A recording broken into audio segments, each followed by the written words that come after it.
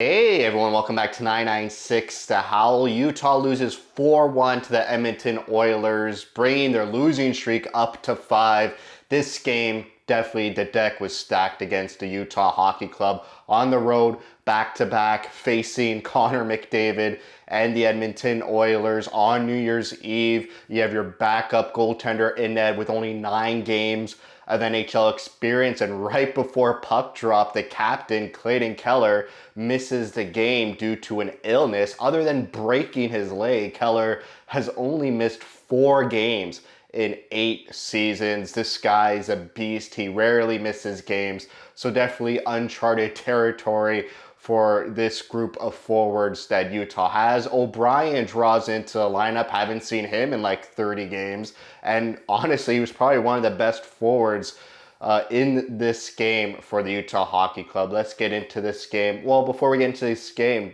thankfully, Connor Ingram will be back in 2 weeks. They sent him down to Tucson on an emergency basis just for a conditioning stint. You're allowed to do that with any NHL player. Send them down to the minors if they're coming back from an injury. They don't need to clear waivers. You send them down, they play some games. After 2 weeks, they have to come back up, and he should be ready to go. And that's a great sign for me. I'm very uncomfortable watching Jackson Stauber play. He's a young goalie. He needs to develop a bit more.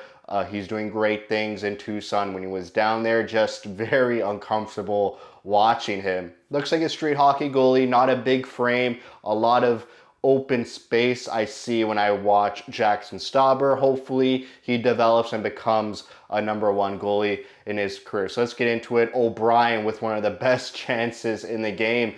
Very early, driving the net, crashing the crease. Rarely see that by Utah. Obi had so much energy, and thankfully he did. He hasn't played in about 30 games, so he should have the most energy. But 4.5 minutes in, Edmonton makes it 1-0, a bit against momentum. I thought Utah played the first 4.5 minutes pretty well. It was pretty much all in Edmonton zone, but Edmonton gets that first goal, and right after that, a minute later, McBain ties it up. A great pass by Dylan Gunther, a chip through pass, finds a streaking McBain behind the defense, and he scores to make it 1-1. Cooley also gets that assist, and he matches his total assists from last season in 45 less games played. Great stuff by Cooley. I thought Cooley, Gunther, McBain had a great game along with O'Brien. Everyone else on that forward core, pretty disappointing game. With Keller out, they moved Michelli up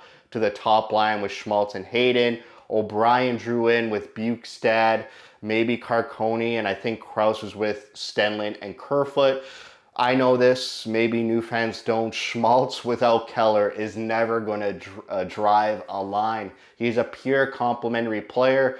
Whether some fans like that or not, it just works when Schmaltz is with Keller. They both put up 70, 80 points. It works, but obviously when he's not paired with Keller, you kind of barely notice Nick Schmaltz. So it's 1-1, still playing. Edmonton kind of takes over the game after Utah scores. McDavid misses an open net due to Ian Cole with a great stick. I mean, I couldn't believe McDavid missed this. It was a big open space to the left of Stauber, and he misses. Cole's sticks right there. Great stuff by Ian Cole. Then there was a nice Cooley to Sergachev play where Sergachev hits the post. And again, O'Brien late in that first period, another great chance, just crashing the net and causing havoc in front of the Edmonton goalie. Shots were 15-11 in favor of Edmonton in that first period. I would give the edge to Edmonton.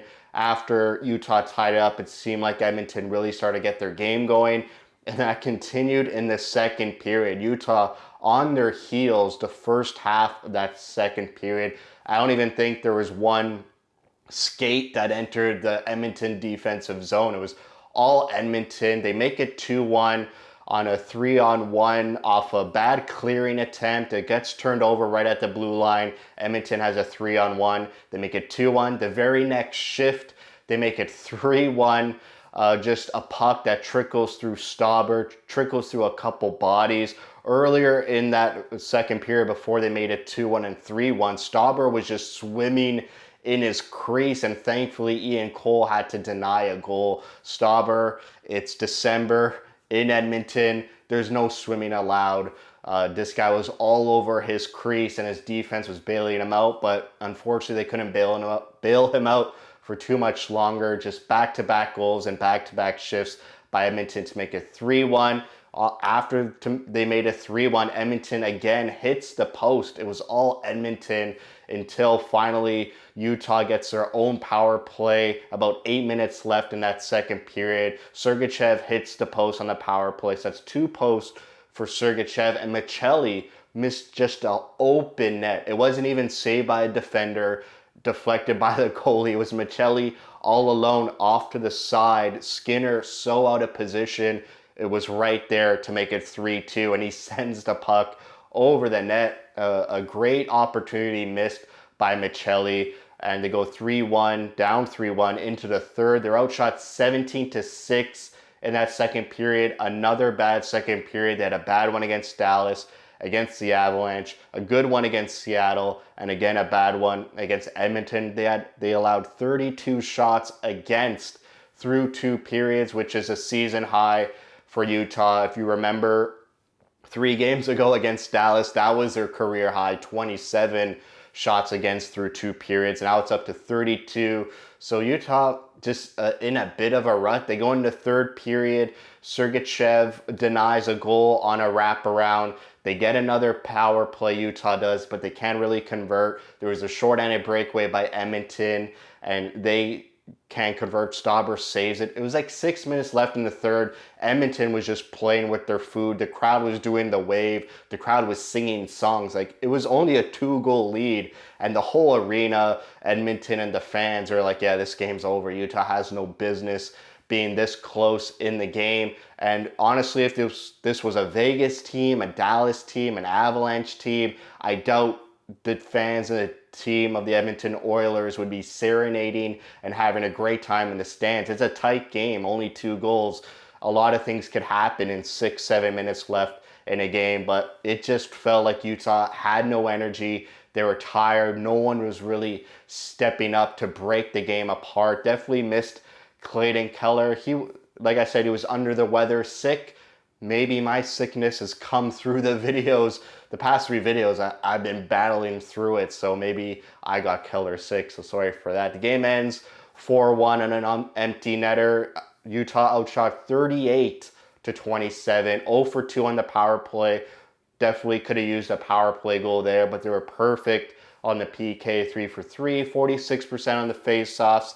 I feel like the offense is maybe starting to dry up. In the past 4 games, they had 2 goals against Dallas, 1 against the Avalanche, 2 against Seattle, and 1 again last night against the Edmonton Oilers. Maybe those early trials from the beginning of the season where they couldn't really score at will is starting to creep up and rear its head.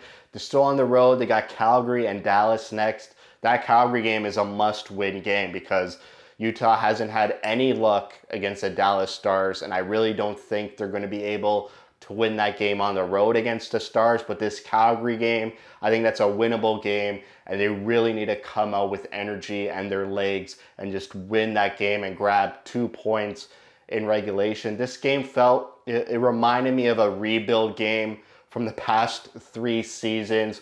Just pretty embarrassing, shameful to watch. Just flush the tape, move on, get ready for Calgary. That's going to be a big game. You're battling with Calgary for that wild card position.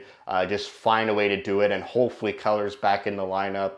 And they grab 2 big points, and they kind of just tread water for maybe a couple weeks before the cavalry of Ingram, Lamoureux, and Marino come back in the lineup. So that's it for me. Thank you for watching. If you like what you see, spread the word. And as always, thank you for your support.